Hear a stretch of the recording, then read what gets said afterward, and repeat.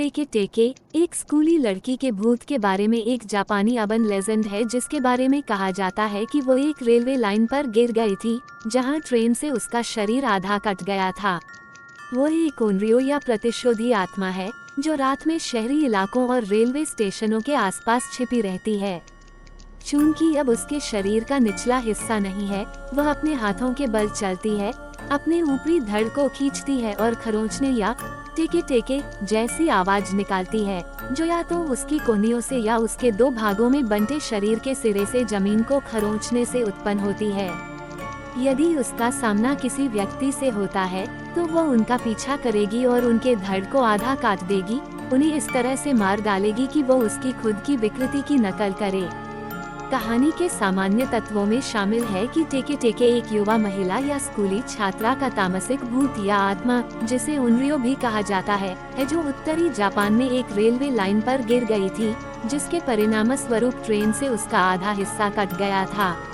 कहा जाता है कि उसके निचले पैर गायब हैं, वह अपने हाथों या कोहनियों के बल चलती है और चलते समय खरोंचने या टेके टेके जैसी ध्वनि निकालती है।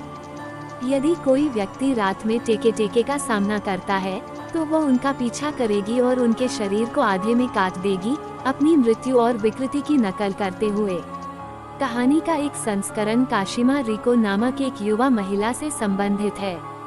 काशिमा की मृत्यु तब हुई जब उसके पैर पटरी पर गिरने के बाद ट्रेन से उसके शरीर से अलग हो गए। के कुछ संस्करणों में कहा गया है कि जब किसी व्यक्ति को काशिमा की कहानी पता चलती है तो वह 1 महीने के भीतर उनके सामने प्रकट होगी। काशिमा रिको कहानी टेके टेके से भी पहले की है। कहा जाता है कि काशिमा रिको की बिना पैरों की आत्मा बाथरूम स्टालों में घूमती रहती है और वहां रहने वालों से पूछती है कि क्या उन्हें पता है कि उसके पैर कहाँ हैं। यदि कोई व्यक्ति ऐसा उत्तर देता है जो काशिमा को ठीक नहीं लगता है तो वह उनके पैर काट देगी। व्यक्ति यह जवाब देकर मुठभेड़ से बच सकते हैं कि उसके पैर मिशन एक्सप्रेसवे पर हैं, या कामेन शिनिनमा या मास्क डेथ डेमन वाक्यांश के साथ जवाब देकर काशिमा रिको से बच सकते हैं।